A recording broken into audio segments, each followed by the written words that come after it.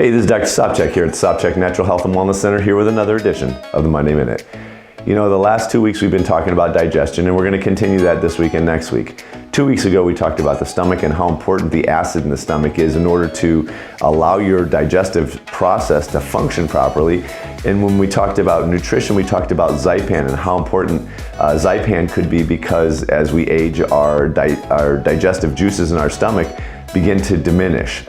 Then last week we talked about the gallbladder and how the gallbladder is important, because what it does is it releases bile, which is utilized for breakdown of fats and oils, and that's where you get your fat-soluble vitamins like your A, D, E, and K, and it also helps with detoxification. So it's a really important area as well. We briefly touched on the pancreas, and the pancreas releases enzymes that are also there to break down foods, and so the pancreas is also an extremely important area.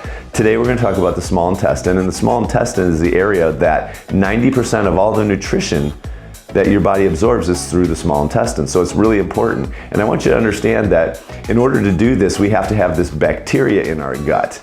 Now, we as humans have 100 trillion cells in our body. Well, there's 10 times more bacteria in your gut than there are cells in your body. So that's how much there is. Now, in the small intestine, you want that area to be alkaline. And if it's acidic, the problem is that we have good bacteria and bad bacteria, and the bad bacteria will flourish in the acidity of the small intestine, which is why we need to make it alkaline, assuming that it's not. Now, when you make it alkaline, there's different ways to do it. First off, eating good foods, vegetables and things like that. When you eat a lot of sugar, it changes things.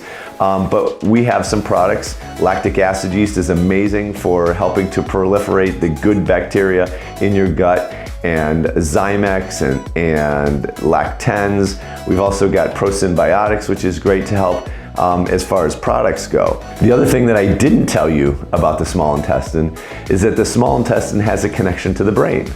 So the gut is connected to the brain, and that's why a lot of times they call it the second brain. But the gut is communicating with the brain through the vagus nerve. And when you have gut problems, you tend to have head problems. And what do I mean by head problems? I'm talking anxiety, depression, headaches, moodiness.